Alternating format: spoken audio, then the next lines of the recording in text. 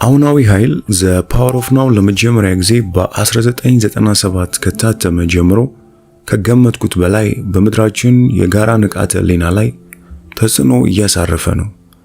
መጽሐፉ በ15 ቋንቋዎች የተተረጎመ ሲሆን በየዕለቱ ከመላው ዓለም መልእክት የሚጽፉልኝ አንባቢያን በመጽሐፉ አስተምሮ ህይወታቸው መቀየሩን ገልጸውልኛል። በእርግጥ የሐሰተኛው ኢጎ አእምሮ ክብደት በየቦታው መታየቱ ቢቀጥልም አዲስ ነገር ግን እየተፈጠረ ነው። በርካታ ሰዎች ከጋራ የአእምሮ ስራትና ስቃይ መላቀቅ የጀመሩበት ዘመን ሆኗል። በመላው ዓለም አዲስ የንቃተ ህሊና ማስተዋል እየተገለጠ ነው። ስቃይ በቃን። በዚህ ቅጽበት ይህንን መጽሐፍ ገልጣችሁ እነዚህን መስመሮች ስታነቡ ለረጅም ጊዜ በራሳችሁና በሌሎች ላይ ካሳረፋችሁት ስቃይ በመላቀቅ የነጻነት ህይወት ልትጀምሩ ትችላላችሁ። ደብዳቤ ጻፉልኝ በርካታ አንባቢያን በአሁናዊ ኃይል ማለትም ዘ ፓወር ኦፍ ናው የተካተቱ አስተምሮዎችን በዕለታዊ ህይወታቸው የመተግበር ምኞታቸውን ገልጸውልኛል። የመጽሐፉን አስተምሮ በተግባራዊ ልምምድ እንዲመች አድርጎ የማቅረብ ፍላጎቴ ለዚህ መጽሐፍ መጸነስ ምክንያት ሆኗል።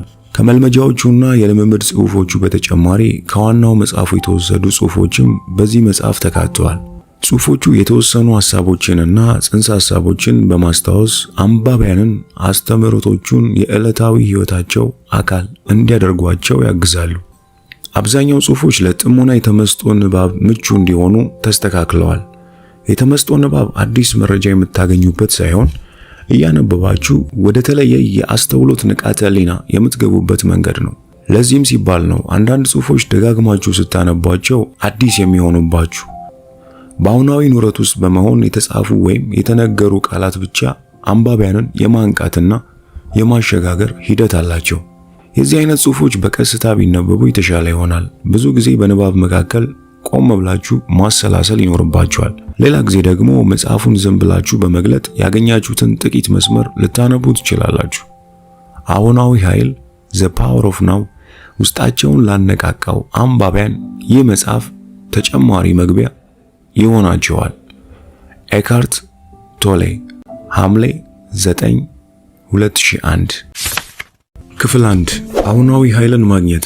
ንቃተ ህሊናችሁ ወደ ውጭ ሲወጣ አእምሮና ዓለም ይነሳሉ።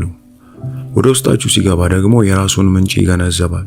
ቤት ወደ ሆነውና ወደ ማይመረመረው ዓለም ይመለሳል። ምዕራፍ 1 ፍጥረትና አብርሆት ቢንግ ኤንድ ኤንላይትመንት። በውልደት በሞት ከተወሰነው የህይወት አካል ባሻገር ዘላለማዊና ሁልጊዜም ሕያው የሆነ አንድ ህይወት ዋን ላይፍ አለ። ብዙዎች ይህንን ህይወት ፈጣሪ ጋድ በሚል ቃል ይገልጹታል። እኔ ደግሞ ፍጥረት ቢንግ እለዋለሁ። ፍጥረት የሚለው ቃል ምንም ነገር አይገልጽም፣ ፈጣሪ የሚለውም ቃል እንዲሁ። ይሁንና ፍጥረት የሚለው ቃል ክፍት ጽንሰ ሐሳብ መሆኑ ጠቃሚ ያደርገዋል። ቃሉ የሚታይና የማይወሰንን እውነታ ወደሚታይና ውሱን ወደሆነ አካል አያሳንስም። በዚህ ላይ ደግሞ ፍጥረት ለሚለው ቃል ወካይ የአእምሮ ምስል መፍጠር አይቻልም። ማንም ፍጥረትን ሙሉ በሙሉ ሊቆጣጠረውና የኔ ነው ሊል አይችልም። ፍጥረት የናንተ መኖር ወይም ኑረት ፕሬዘንስ ነው።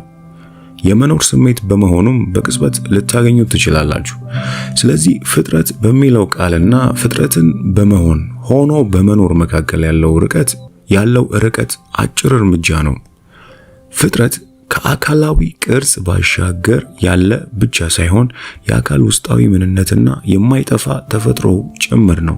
በዚህም ውስጣዊ ማንነታችሁና እውነተኛ ተፈጥሯችሁ በመሆኑ አሁን ልትደርሱት ትችላላችሁ። ይሁንና በአእምሮአችሁ ልትጨብጡት አትሞክሩ፣ ልትረዱትም አትሞክሩ። ፍጥረትን ማወቅ የምትችሉት አእምሮ ጸጥ ሲል ብቻ ነው። በሙሉ ንቃት ስትኖሩ ጥልቅ ትኩረታችሁ አሁን ላይ ሲሆን የዚያኔ ፍጥረት ይሰማችኋል። የፍጥረት አስተውሎት ማግኘትና በዚያ የማስተዋል መንፈስ ውስጥ መኖር አብርሆት ይባላል። አብርሆት ኤንላይትመንት የሚለው ቃል የልዕለ ሰብ ሱፐር ሂውመን ልዩ ችሎታ እንደሆነ ኢጓችን ያስባል። ይሁንና አብርሆት ከፍጥረት ቢንግ ጋር አንድ የመሆን ቀላል ተፈጥሯዊ ስሜት ነው። ከማይለካው ከማይጠፋው እውነተኛ ማንነታችን ጋር የመገናኘት ሁኔታ ነው። ይህ ፍጥረት እናንተን የሆነና ከናንተም የበለጠ ማንነት ነው። ከስምና አካላዊ ሰውነታችሁ በላይ ያለውን እውነተኛ ተፈጥሮ ማግኘት ነው። አብርሆት። ይህንን ተፈጥሯዊ አንድነት ማግኘት ባለመቻል የተነሳ ከራሳችሁና በዙሪያችሁ ካለው ዓለም የተለያያችሁ እንደሆናችሁ ይሰማችኋል። ከሌሎች የተነጠላችሁ አነስተኛ ቅንጣት መሆናችሁን ታምናላችሁ። የዛኔ ፍርሃት ይፈጠራል። ከውስጥም ከውጭም ግጭት ውስጥ መግባት የተለመደ ዕለታዊ ሁኔታችሁ ይሆናል። ከተፈጥሮ ጋር ያላችሁን እውነተኛ ግንኙነት እንዳትረዱት እንቅፋት የሚሆንባችሁ ዋናው ነገር የራሳችሁን ማንነት አእምሮ በሰጣችሁ ሐሳብ መሰየማችሁ ነው። አእምሮ ማንነት ከሰጣችሁ በኋላ በአስገዳጅ ሐሳብ ይመራችኋል። ማሰብን ማቆም ያስፈራናል። ሁሉም ሰው ማሰብ ማቆም እንደማይችል ስለሚያምን በአእምሮ ሐሳብ መመራት ጤናማ ሁኔታ ይመስለናል። ይህ የማያቋርጥ የአእምሮ ጩኸት ውስጣዊ ጸጥተኛ ግዛታችሁን እንድታውቁ ያግዳችኋል። በፍርሃትና ስቃይ ጥላ ስር የሚኖር ሐሰተኛ ማንነት ስለሚሰጣችሁ ዘውትር በስጋት ለመኖር ትገደዳላችሁ። ማንነታችሁን በአእምሮ ስያሜ ስትቀበሉና አእምሮ እንደሆናችሁ ስታምኑ የዛኔ አእምሮ በሚፈጥራቸው ሐሳቦች፣ ምስሎች፣ ቃላትና ፍቺ እንደ ወፍራም መጋረጃ እይታችሁን በመሸፈን እውነተኛ ግንኙነታችሁን እንድታዩ ያደርጋል።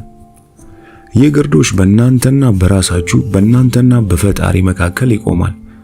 ይህ ሐሳባዊ ግርዶሽ እናንተና ሌሎች የሚል መነጠልን ይፈጥርባችኋል። ከአካላዊ ሰውነታችሁ ስር ከመላው ፍጥረት ጋር አንድ መሆናችሁን እስክትገነዘቡ አእምሮ በተገቢ ሁኔታ ከተጠቀማችሁበት አስደናቂ መሳሪያ ነው። በተሳሳተ መንገድ ስትጠቀሙበት ደግሞ አውዳሚ ይሆናል። ይህንን በግልጽ ብናስቀምጠው አእምሮአችሁን በተሳሳተ መንገድ መጠቀማችሁ ብቻ ሳይሆን ብዙ ጊዜ እንዲያውም አትጠቀሙበትም። አእምሮ ራሱ እናንተን ይጠቀምባችኋል። ይህ ህመም ነው። አእምሮ ነኝ ብላችሁ ታምናላችሁ። በዚህ መገልገያ መሳሪያችሁ መሆን ያለበት አእምሮ በበላይ ይቆጣጠራችኋል። ሳታውቁት በሌላ አካል በቁጥጥር ስር ውላችኋል። የተቆጣጠራችሁን አካል እንደ ራሳችሁ ማንነት ለመቀበል ትገደዳላችሁ። እውነተኛው ማንነታችሁም ይመስላችኋል። ነፃነታችሁ የሚጀምረው የተቆጣጠራችሁ አካል እናንተ ወይም ማንነታችሁ እንዳልሆነ መረዳት ነው። እናንተ አሳቢ ቲንከር አይደላችሁ።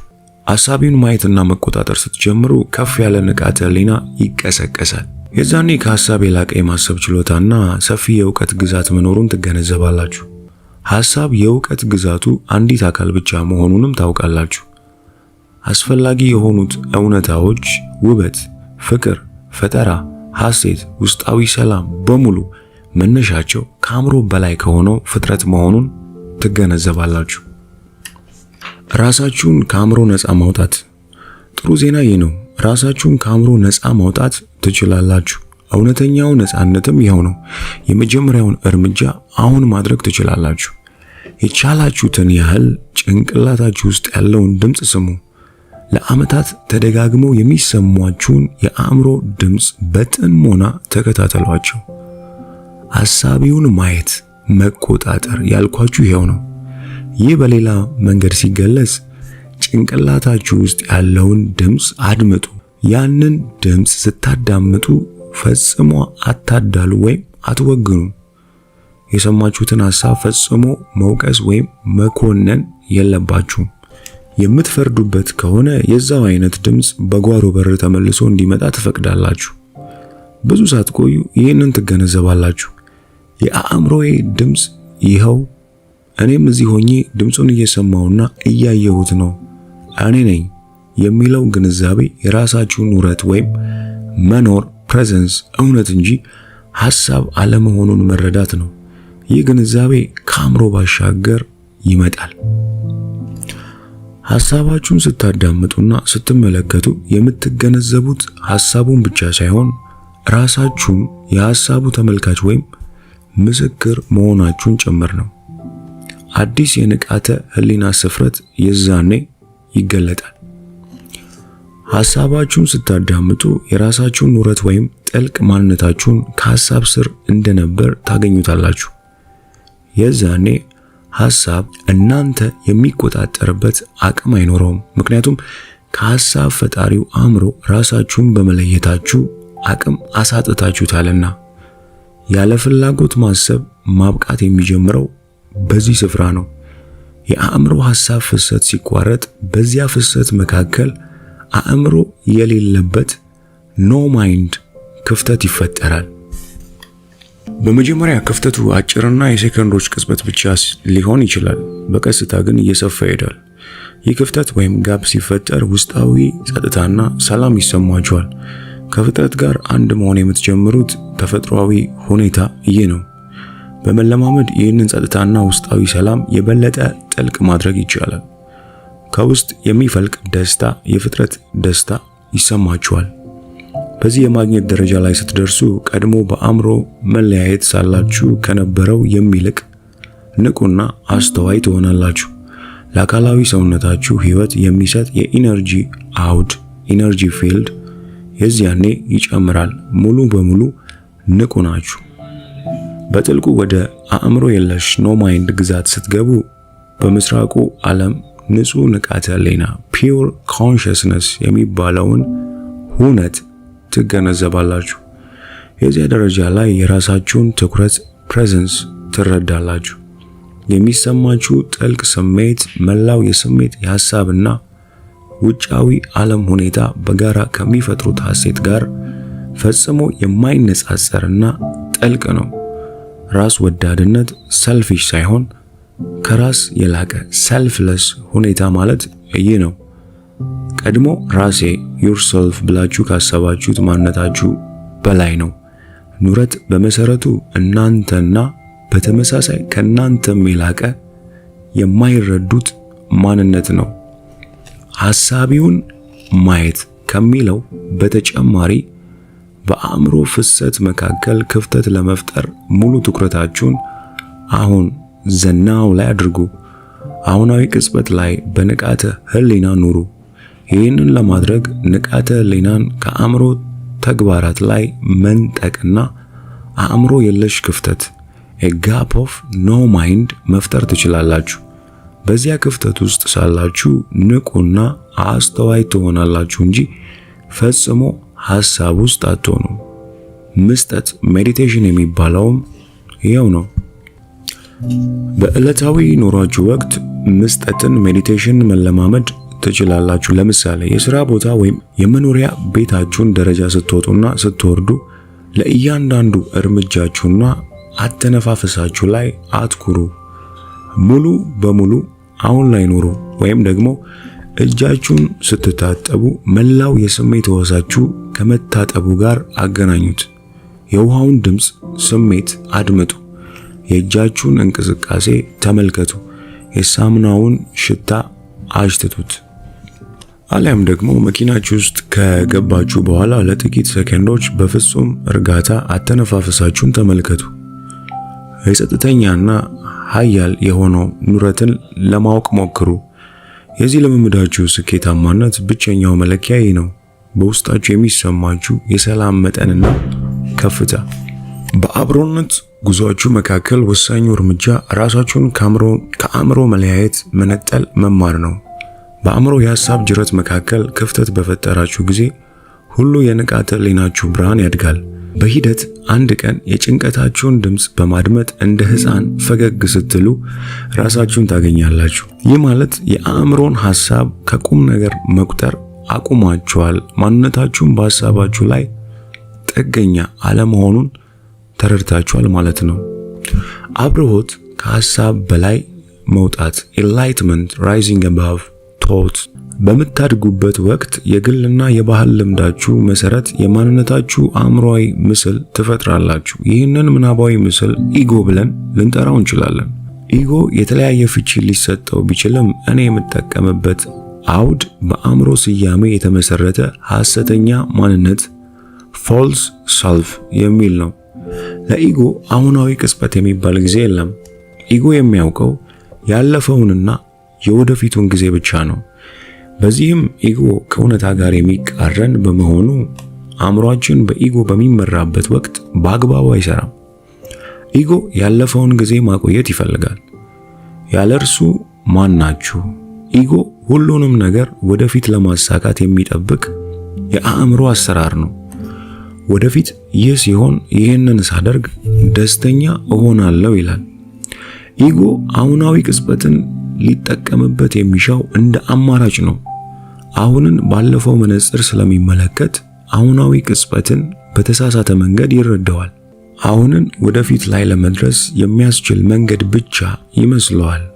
አእምሮን በአግባቡ ስትመለከቱት ይህንን ታገኛላችሁ። አሁናዊ ቅጽበት የነጻነታችሁ ቁልፍ ነው።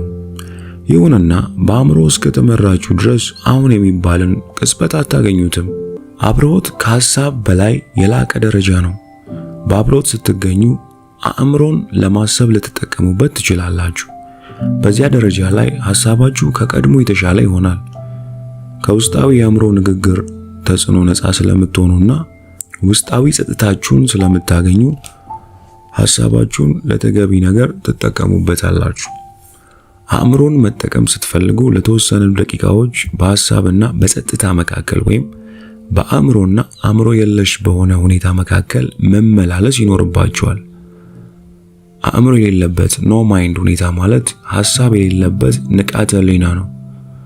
በዚያ ሁኔታ ብቻ ነው በአግባቡ ማሰብ የሚቻለው። ምክንያቱም ሐሳብ ኃይል የሚኖረው በዚያ ሁኔታ ውስጥ ነውና።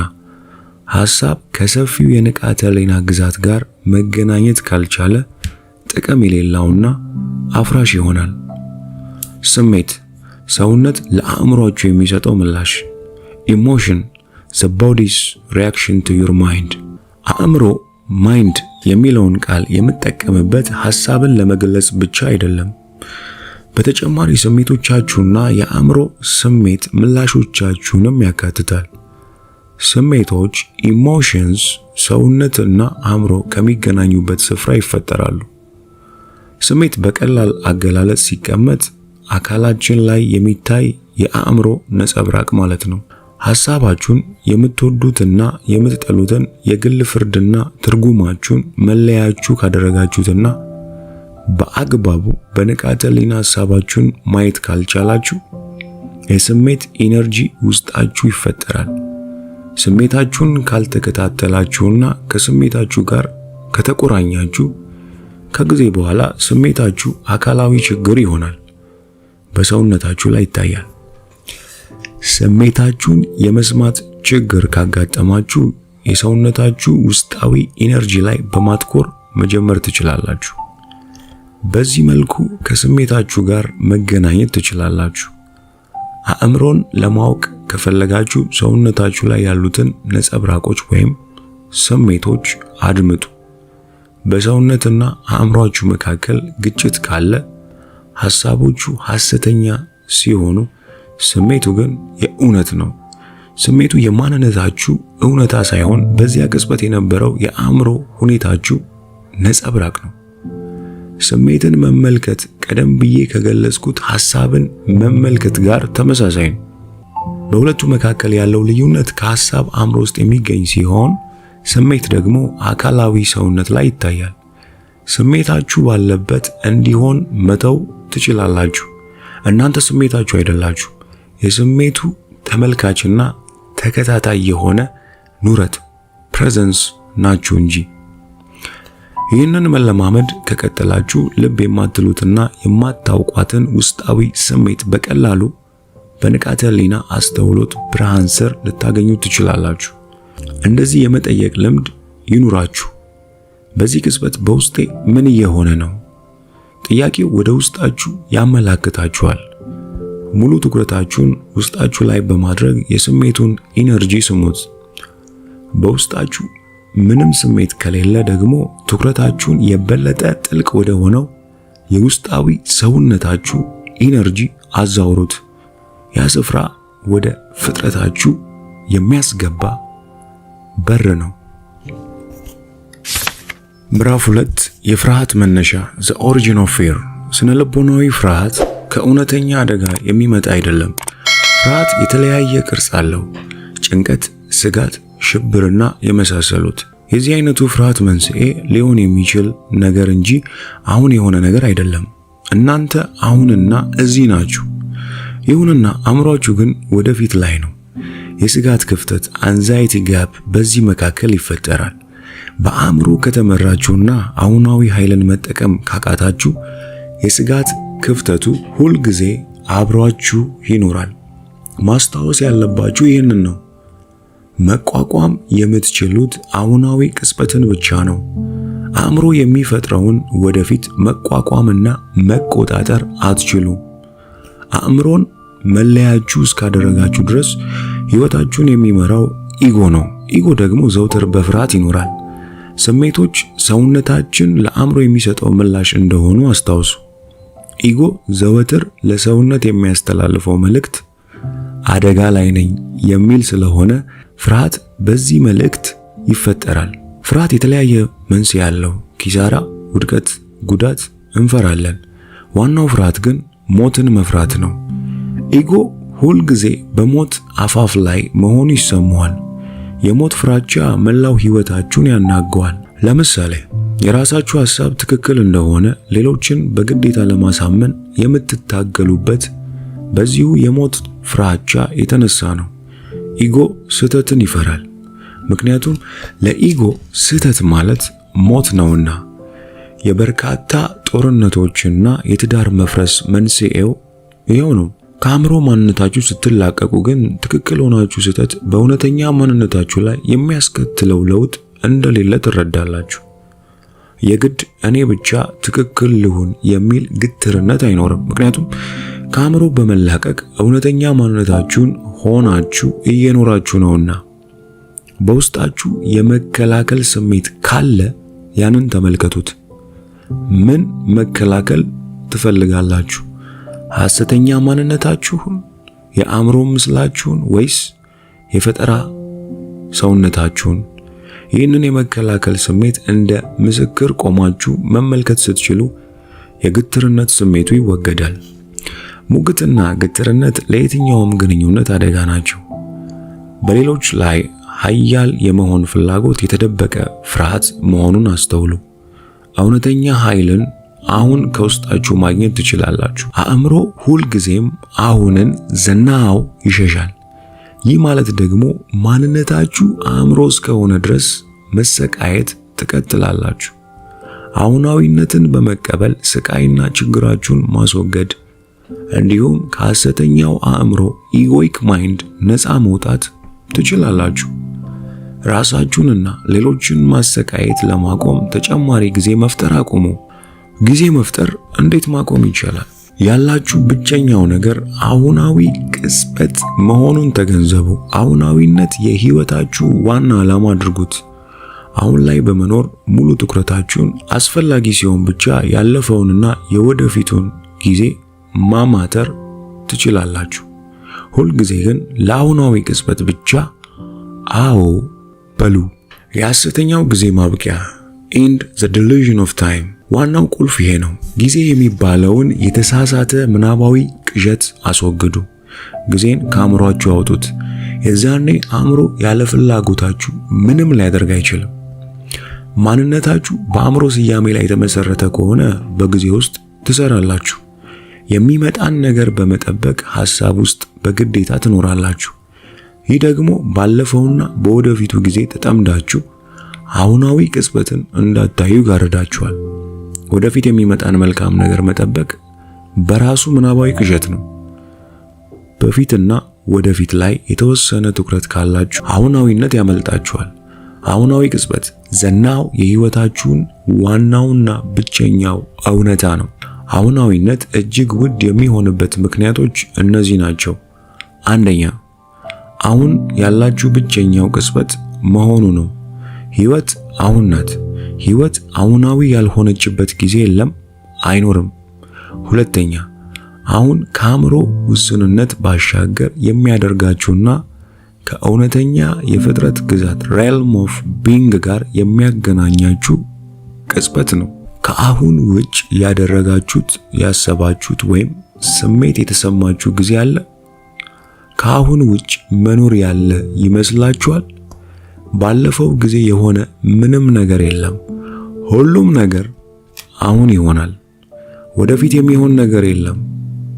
ነገር ሁሉ አሁን ይሆናል። የምናገረው ነገር በአእምሮ ልትረዱት አትችሉም። ይህንን እውነታ ስትጨብጡት ከአእምሮ ንቃተ ህሊና ወደ ፍጥረት ንቃተ ህሊና ትሸጋገራላችሁ። ከጊዜ ወደ አሁናዊ ኑረት ፕሬዘንስ ታልፋላችሁ። የዚያኔ በህይወት የመኖር ስሜት ይሰማችኋል። ከፍጥረት የመነጨ ኢነርጂ ውስጣችሁ ይሞላል። ምዕራፍ 3 ወደ አሁን መግባት entering the now። በጊዜ ካልተወሰነ ስፍረት ታይምለስ ዳይሜንሽን ጋር አዲስ አይነት ዕውቀት ይመጣል። ይህ ዕውቀት በፍጥረት ውስጥ ያለውን ህይወትና መንፈስ አይገድልም። የህይወትን ምስጢራዊነትና ብጽዕና አያጠፋም። ይህ ዕውቀት አእምሮ የማያውቀው አይነት መገለጥ ነው። የቀድሞ ልማዳችሁንና አሁናዊ ቅጽበት የመካድ አቋማችሁን ቀይሩ። ሲያስፈልጋችሁ ብቻ ካለፈውና ከወደፊቱ መነጠልን ተለማመዱ። በዕለታዊ ኑሯችሁ የቻላችሁትን ያህል ከጊዜ ስፍረት ለመውጣት ሞክሩ። አእምሯችሁ ከአሁናዊ ቅጽበት ዘናው ለመሸሽ ሲሞክር በጥሞና ተመልከቱት። የዛኔ አእምሮ የወደፊቱ ጊዜ ከአሁን የተሻለ ወይም የከፋ ሊሆን እንደሚችል ሲያስብ ታዩታላችሁ። መጪው ጊዜ የተሻለ ሲመስላችሁ በተስፋ ትጠብቃላችሁ። የሚከፋ ሲመስላችሁ ደግሞ ስጋት ትፈጥራላችሁ። ሁለቱም ጊዜያት ስህተት ናቸው። ሐሳባችሁን መገንዘብ ስትጀምሩ አሁናዊ ቅጽበት ላይ መኖር ትችላላችሁ። በንቃት መኖር ፕሬዘንስ ደግሞ ከአእምሮ እስራት ያላቅቃችኋል። ስለዚህ በንቃት ስሜታችሁን፣ ሐሳባችሁንና ለነገሮች የምትሰጡትን አጸፌታ ተመልከቱ። ገለልተኛ ሆናችሁ መመልከት አትርሱ። የዛኔ ጸጥተኛው ኑረትና አእምሮን እንደ እማኝ መመልከት ትችላላችሁ። ሕይወታችሁ ለአደጋ በምትጋለጥበትና ነገሮች ባልተፈለገ ሁኔታ በሚከሰቱበት ወቅት ጥልቅ ኑረት ኢንተንስ ፕሬዘንስ ያስፈልጋል። ድንገተኛ ክስተቶች ሲገጥሟችሁ ስሜት ይፈጠራል። ስሜቱም እናንተ የሆነ ያህል ይሰማችኋል። ስሜቱን ማውጣት ትጀምራላችሁ። ሌሎች ላይ ጥቃት መሰንዘር ተከታዩ ነገር ነው። አእምሮን እንደ መለያችሁ ስትቀበሉ ለአእምሮ ተጨማሪ ጉልበት ትሰጡታላችሁ። አእምሮን ተጨማሪ ጊዜ መፍጠሩን ይቀጥላል። አእምሮን መከታተል ስትችሉ ግን በጊዜ ያልተገደበ ስፍረት ይከፈታል። ከአእምሮ የምትቀንሱት ኢነርጂ ደግሞ ወደ ኑረት ይቀየራል።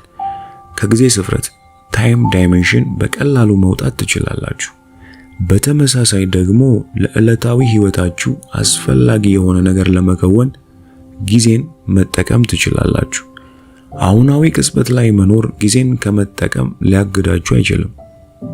ለተለያየ የህይወት ፍላጎት ያለፈንና የወደፊቱን ጊዜ በአግባቡ ተጠቅማችሁ ወደ አሁናዊ ቅጽበት መመለስ ትችላላችሁ። አሁን ላይ ሆናችሁ አእምሮን ስትጠቀሙት የበለጠ ያተኩራል፣ የመስራት አቅሙም የሰላ ይሆናል። ለንቃተ ህሊና አብረውት የበቁ ሰዎች ዋና ትኩረታቸው አሁን ላይ ቢያደርጉም በዚያው መጠን ጊዜን ከዳር ማየትና ማስተዋል ይችላሉ። ይህ ማለት አስተዋዮች በስነ ልቦናዊ ሰዓት ተጽዕኖ ስር ሳይሆን መደበኛ ሰዓትን ይጠቀሙታል። ስነ ልቦናዊ ሰዓት ማስወገድ። ጊዜን ለዕለታዊ የህይወት ተግባር መጠቀም ይቻላል። ይህንን መደበኛ ሰዓት ክሎክ ታይም እንለዋለን። ይህንን ጊዜ ተጠቅማችሁ ስታበቁ ወደ አሁናዊ ቅጽበት በፍጥነት መመለስ ትችላላችሁ። በዚህ መንገድ ስትኖሩ ባለፈውና በወደፊቱ ጊዜ ላይ የሚመሰረት የስነ ልቦና ሰዓት ሳይኮሎጂካል ታይም በውስጣችሁ አይጠራቀምም። የራሳችሁን ግብ ለማሳካት መደበኛ ሰዓትን ልትጠቀሙ ትችላላችሁ። የምታደርጉትን ነገር በሙሉ ግን አሁናዊ ቅጽበት ላይ በማትኮር አድርጉ። አሁናዊ ቅጽበትን ለዓላማ ማሳኪያችሁ እንዳትጠቀሙ አስተውሉ። ለአሁናዊ ቅጽበት ተገቢ ትኩረት ካልሰጣችሁ መደበኛ ጊዜ ወደ ስለንቦናዊ ጊዜ ይቀየራል። የዛኔ ህይወታችሁ ጣዕም አልባ ትሆናለች። አሁን ካላችሁ ሁኔታ ወደ ሌላ ለመሄድ ፈልጋችሁ ታውቃላችሁ? እንደ ወሲብ፣ ምግብና መጠጥ ባሉ ቅጽበታዊ የስሜት ደስታ ውስጥ የተደበቀ ሙላት ለማግኘት ትሞክራላችሁ? በየጊዜው አዳዲስ ምኞትና ፍላጎት የማሳደድ ልማድ አላችሁ? የተሟላ ሰው ለመሆን ሌላ ሰው እየጠበቃችሁ ነው? ምንጊዜም አእምሮ መለያችሁ ከሆነና ከአስተውሎት ውጭ ከኖራችሁ የአሁናዊ ቅጽበት ኃይላችሁን የስነ ልቦና ሰዓት ክምር ያደርገዋል። የዛኔ አእምሮ ከአሁናዊ ቅጽበት ለማምለጥ ወደፊትን የሙጥኝ ይላል። አእምሮአችሁ ያለፈውን ጊዜ ሸክም የማያራግፍ ከሆነ የቀድሞው ችግር ተመልሶ ይገጥማችኋል። አሁን ያለው የንቃተ ህሊናችሁ አቅም መጻኢ ጊዜን የመወሰን ኃይል አለው። የመጻኢ ጊዜ ሁኔታን ደግሞ አሁን ላይ ትኖሩታላችሁ። ስለዚህ እውነተኛ ለውጥ የሚከሰትበትና ያለፈ ጊዜ የሚወገድበት ብቸኛው ስፍራ አሁን መሆኑን አስተውሉ። ጊዜ የችግሮቻችሁ ሁሉ መንስኤ መሆኑን በቀላሉ መረዳት አትችሉ ይሆናል። ችግራችሁ ከህይወት ገጠመኝ የመጣ ሊመስላችሁ ይችላል። የችግራችሁ ዋና መንስኤ አእምሮ ያለፈውንና የወደፊት ላይ የሙጥኝ ማለቱ መሆኑን መረዳት እስከምትችሉ ድረስ ችግርን ማስወገድ አትችሉም። ችግሮቻችሁ በሙሉ ዛሬ ሊወገዱ ይችላሉ። ይሁንና በሙሉ ንቃተ ህሊና አሁን ላይ መኖር ካልቻላችሁ ተመሳሳይ ችግሮች እንደ ጥላ ይከተላችኋል። ብቸኛው ችግር ይህ መሆኑን አስተውሉ። በጊዜ የታጠረ አእምሮ። በጊዜ ውስጥ ነፃነትን ማግኘት አትችሉም። ወደፊት ነፃ መውጣት አይቻልም። ኑረት ፕሬዘንስ የነፃነት ቁልፍ ነው። ስለዚህ አሁን ነፃ መውጣት ትችላላችሁ። ከህይወታችሁ ችግር ስር ህይወትን ማግኘት finding the life underneath your life situation። ብዙዎቻችሁ ህይወት የምትሉት ገለጻ የህይወት ውጥንቅጥ life situation ማለት ነው። ይህ የህይወት ችግር ደግሞ የስነ ልቦና ጊዜ በፊትና ወደፊት የሚባለው ነው። በህይወት ውስጥ ውጥንቅጥ ውስጥ ካላችሁ ባለፈው የሆነን ነገር ላለመቀበል የሙጥኝ ብላችኋል ማለት ነው። አሁን ላይ የሚሆነውን በመተው ተስፋን ብቸኛው መጠጊያችሁ አድርጋችኋል። ወደፊት የሚመጣን ነገር መጠበቅ አሁናዊ ቅጽበትን አለመቀበል ሲሆን በዚህም ሐዘንተኛ ትሆናላችሁ። የህይወት ችግሮቻችሁ ለአንድ አፍታ በመርሳት ሙሉ ትኩረታችሁን ህይወታችሁ ላይ አድርጉት። የህይወት ውጣ ውረዶች አእምሮ ሰራሽ ኮተት ሲሆኑ ህይወታችሁ ግን የእውነት ናት። ወደ ህይወት የሚያስገባችሁን ጠባብ መግቢያ አግኙ። መግቢያው አሁናዊነት ዘናው ይባላል። አሁን ላይ ምን ችግር አለባችሁ? ነገ ወይም ከ10 ደቂቃ በኋላ የሚመጣውን ችግር ሳይሆን አሁን ላይ አትኩሩ። በችግሮች የተሞላችሁ ስትሆኑ አዲስ ነገር ለመቀበል የሚያስችል ስፍራ በውስጣችሁ አይኖርም። በቻላችሁት መጠን በቂ ስፍራ ፍጠሩ። በህይወት ችግሮቻችሁ ስር ህይወታችሁን የምታገኙበት ቦታ እርሱ ነው። የስሜት ህዋሶቻችሁን ሙሉ በሙሉ ተጠቀሙ። ዙሪያችሁን ተመልከቱ። ቀለም፣ ቅርጽና አካላትን ሳትገመግሙ በጥሞና እዩ። ድምጾችንና ጸጥታን አድምጡ። ነገሮችን በመዳበስ የፍጥረትን መኖር አስተውሉ። ንፋስንና የምትተነፍሱትን አየር ተመልከቱ። በጥልቀት አሁን ላይ ኑሩ። ይህንን በመለማመድ በአእምሮ ከሚመራው ዓለም መላቀቅ ትችላላችሁ። ምድርን በዝግታ የሚመርዛትን በካይ ኢነርጂ ታስወግዳላችሁ። ከጊዜ ህልም በመንቃት አሁናዊ ኑረት ላይ ትገኛላችሁ። ችግሮች ሁሉ የአእምሮ ቅዠት ናቸው። All problems are illusions of the mind። ትኩረታችሁን አሁን ላይ በማድረግ በዚህ ቅጽበት ያለባችሁን ችግር ንገሩኝ። መልስ ልትሰጡኝ አትችሉ። ምክንያቱም ሙሉ ትኩረታችሁን አሁን ላይ ካደረጋችሁ ምንም አይነት ችግር ሊኖርባችሁ አይችልም። አንድ ነገር ሲፈጠር መፍትሄ መስጠት ወይም መቀበል እንጂ ያንን ክስተት ለምን ወደ ችግር ትቀይሩታላችሁ?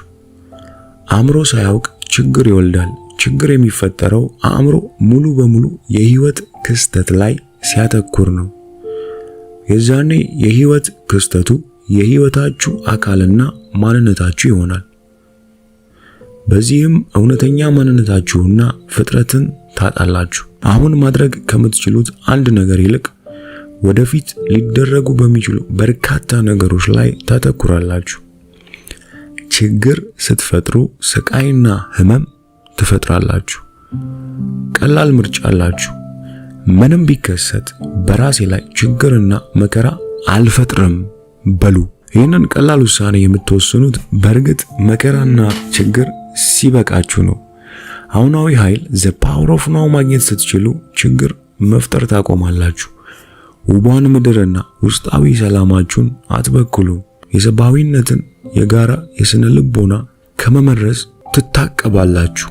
የፍጥረት ደስታ the joy of being በስነ ልቦና ሰዓት ቁጥጥር ስር መሆናችሁን ለማወቅና ለመንቃት ስትፈልጉ የሚከተሉትን ቀላል መስፈርቶች ተጠቀሙ።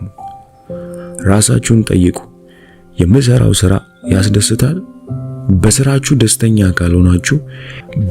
ደስተኛ ካልሆናችሁ የቀድሞ ጊዜ ተደራራቢ ችግር አሁናዊ ቅጽበትን እንዳታዩ ጋርዷችኋል። ስራችሁ ቀላልና አስደሳች ካልሆነ አሰራራችሁን ቀይሩ። ስራችሁን በሚመለከት እንዴት የሚለው ምን ከሚለው ይበልጣል። ለስራችሁ አሰራር እንጂ ለውጤቱ አትጨነቁ። አሁን የሚያመጣውን ነገር ለምንነቱ ተቀበሉ። ፈጽሞ አትቃወሙ። አሁናዊ ቅጽበትን መቀበል ስትጀምሩ የህይወት ትግላችሁ በሙሉ ያከትማል። ስራና ህይወታችሁ ቀላልና አስደሳች ይሆናል። ነገሮችን ሁሉ በአሁናዊ አስተውሎት ስታደርጉ ነገሮች በደስታና ፍቅር የተሞሉ መሆናቸውን በቀላሉ ማየት ትችላላችሁ። ስለ ስራችሁ ፍሬ አትጨነቁ። ትኩረታችሁ ስራው ላይ ይሁን። ውጤቱ በራሱ መንገድ ይመጣል። ይህ ታላቅ መንፈሳዊ ልምምድ ነው። ከአሁናዊ ቅጽበትን መግፋት ስታቆሙ የፍጥረት ደስታ the joy of being በምታደርጉት ነገር ሁሉ ይሞላል። ውስጣዊ ሰላምና እርካታችሁን ወደፊት አትጠብቁም። አሁን ደስተኛና ሰላማዊ መሆን ትችላላችሁ። ውስጣዊ ፍጥረታችሁ በምንም አይነት ኢነርጂ እንደማይናወጥ ትገነዘባላችሁ። ከህይወታችሁ ችግር ስር ህይወታችሁን አግኝታችኋል ማለት ነው። ስነ ልቦናዊ ጊዜ ከተወገደ እውነተኛ ማንነታችሁ ካለፈው የግል ህይወት የመጣ ሳይሆን ከፍጥረት የመነጨ መሆኑን ትገነዘባላችሁ። በጥልቀት ያለው ፍጥረታችሁ ሙሉና በራሱ የቆመ እንደሆነ ታስተውላላችሁ። በጊዜ ያልተወሰነ ንቃተ ህሊና the timeless state of consciousness እያንዳንዱ የሰውነት ህዋስ ሴል በህይወት ኢነርጂ መሞላቱ ሲሰማችሁ የዛኔ ከስነ ልቦና ሰዓት ነፃ ወጣችኋል ማለት ነው። ከስነ ልቦና ሰዓት ከተላቀቃችሁ የዛኔ ያለፈው ጊዜ ማንነታችሁ እንዳልሆነ፣ ስኬታችሁም በወደፊቱ ጊዜ የተወሰነ እንዳልሆነ ትገነዘባላችሁ። ታላቅ የንቃተ ህሊና ሽግግር የሚባለውም ይኸው ነው። በጊዜ ያልተገደበ ንቃተ ህሊናን በጨረፍታ ስትመለከቱ በጊዜና በኑረት መካከል መመላለስ ትጀምራላችሁ። ትኩረታችሁን አሁን ላይ ማድረግ እንደቻላችሁ ታውቃላችሁ። ኑረትን መረዳት መቻል ትልቅ ስኬት ነው። የመጀመሪያው መገለጥ ለጥቂት ሴኮንዶች ብቻ የሚቆይ አጭር ቅጽበት ነው። በመቀጠል ልምምድ በማድረግ ያንን ቅጽበት ማርዘምና በመጨረሻ ሙሉ በሙሉ በንቃተ ህሊና መኖር ትችላላችሁ።